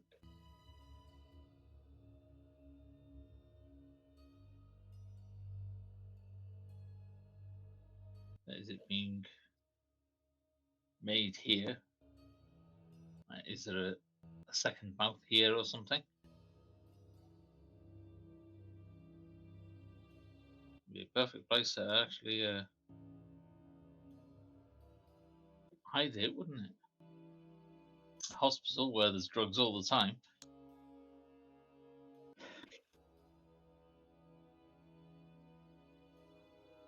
Is it a place to test it? Mm. Are they trying to develop Could it? be. Are they trying to synthesize it? Yeah. Refine it. Could be innocent, and maybe they're trying to find some healing properties from it.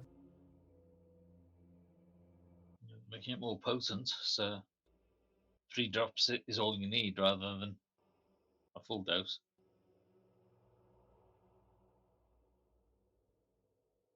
Like maybe if one of those peach.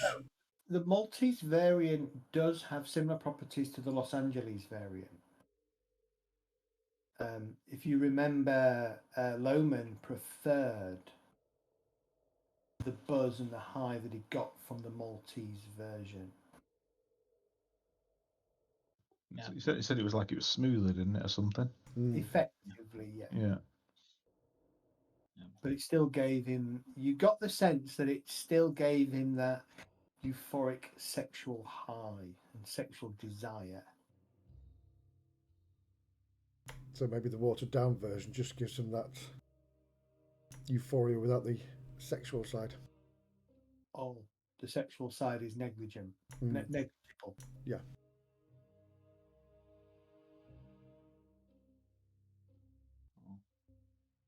The fleet cars, is it only officers that can have access to those? Or can anyone? Yeah, so it would most likely be officers, where rank and file would probably drive a jeep or a very obvious military vehicle. So potentially high up in the military are involved as well. Or customers at least, so they're not going to want it to be disrupted.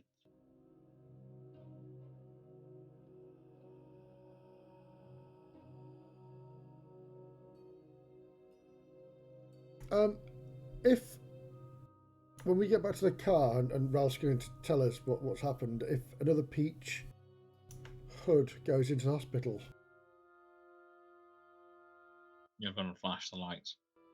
no, I'm going to follow them, or Oh, right, okay. because if it's they might not be picking up, they might be just selling to people in the waiting room, or I'm going to wait. time's getting on, I think, so maybe half an hour-ish. Are we Because what breaking into this place tonight or another night? You seeing the doctor and things, is that what were the plans for that? I missed part of what happened, sir. well, his office is right next to the fire escape, so hopefully it is anyway. Looking up at the 3rd floor, the room where the fire escape door is has a light on. So maybe wait here in that case until the light goes out. 25 minutes after you've arrived back at the car, you watch as another one of these women with the peach lining strolls up from the west, which is not the way you came in, and into the hospital. As soon as I see her walking, I'm going to get out and just go into the entryway and just sit down in the waiting room. Okay, you can go to the entranceway. As you kind of walk in, you see this woman. She's pulled her hood back, nice black hair, and she is giving the nurse behind the triage desk a rather friendly hug. And you hear her say, where is it? 1 second. He will say, there we go. Pleasure doing business with you, Governor. Pleasure doing business with you, Governor.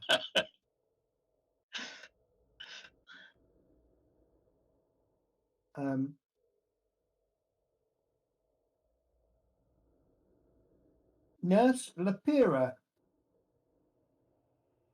is in the records room. And she walks off straight through the double doors to one of the back rooms.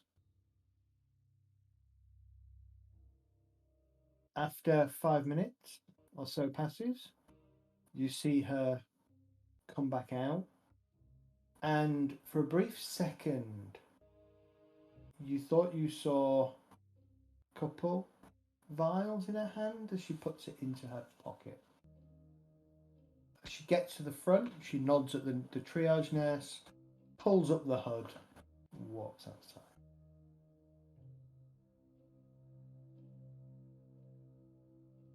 So in which case, Nurse Lapira is supplying these drugs.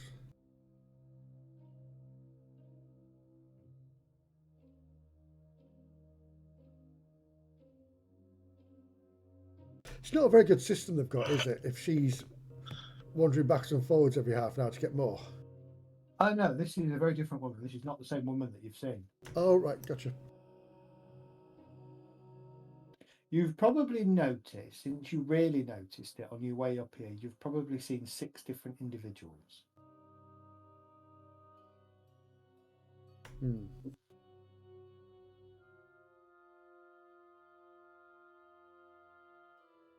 Okay, I'll wait a couple of minutes and then I'll go back out to the car. Okay. Wait a couple of minutes, go back outside to the car. No problem. Yeah, tell Alfred and Ralph what I saw and mention Nurse Lapira's name. She went to go see her, came back, and she was putting vials in her pockets.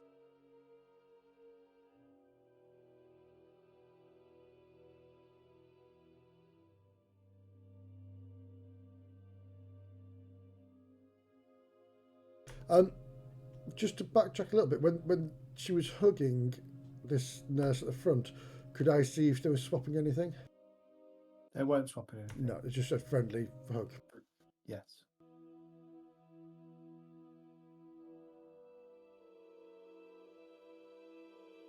The sun is setting, it is getting dark.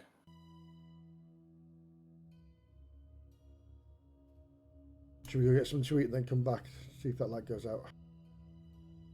Definitely need food. Yeah. Yeah, sounds a good idea. Seems Oh. we're getting more and more questions there. You Right, head back out options. and you find the closest sort of restaurant that you can and spend the next hour, hour and a half enjoying a very pleasant meal. And I think at that point we're going to call it a night. I'm tired. So I'm confused. Yeah, .com. I'm getting more and more confused as this game goes on. It's like, how the hell we got to get around this, and what else is going on?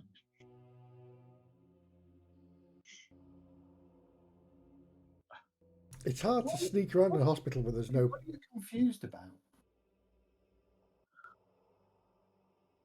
What? Just everything. Nothing particular. Everything since we landed in Malta, I think. So what you know about Malta? So Donovan is probably the head honcho. You've got lots of information to suggest that Donovan's the lead guy here. He obviously doesn't brook selling nectar on the street in Valletta, but either he allows it or doesn't know that there seems to be two groups of people selling nectar. These hooded women and the runners in the park. The runners in the park, though, do seem to report to a woman, blonde as far as you can tell, that is driven around or chauffeured around in a Rolls Royce. So yes, she will stand out. There is a warehouse in the dock that, by the account of Godfrey, the ancient hospitaller knight, there is an ancient evil in there that spews forth this badness, which you believe is a mouth, probably a major mouth, and very possibly the source of the nectar here. Now, if there's another source of nectar here, you don't know about it yet. In terms of actions, what can you do next? So you can absolutely break into Dr. Salazio's office, figure out what he's doing. I just need a little bit of careful planning, figuring out how you're going to get up the fire escape.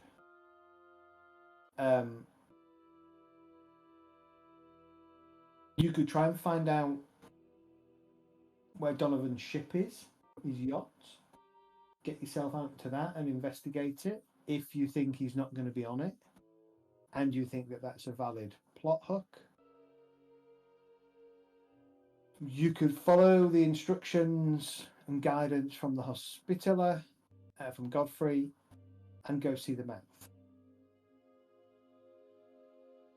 Yeah, the mouth pass, I don't think we go there until we've got some form of explosives to essentially destroy it. And the other side of things, we've also got 3 days. Yeah.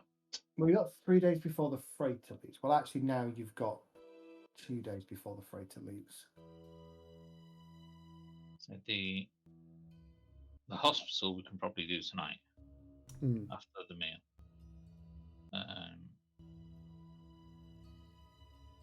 I wonder if they could get this liquid from the boy, if he's got a mouth on him. Or is it just the major mouths that produce it? I've not heard him swear or anything. You know that the mouth in Bangkok, the major mouth in Bangkok, produced nectar. And the minor mouths that you had on your bodies did not. Yeah, they just talked. You're torched, slathered, and tried to eat yourself every time you forgot and got another part of your body close to it. It tried to bite that part of the body.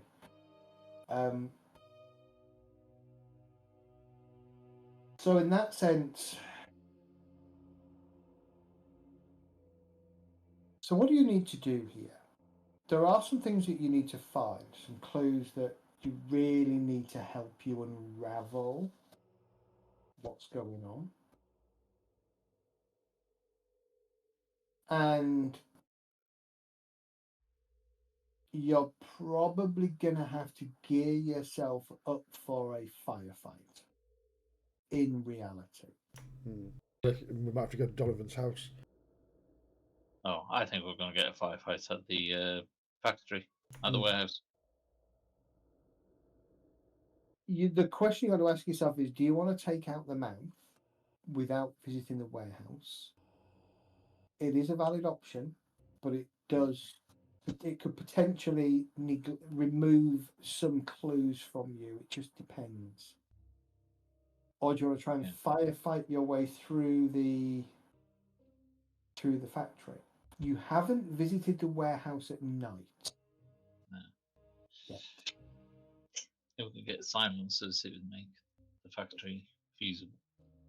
I've given you a potential hook to chase down that could give you an avenue into getting a loan of some British military equipment.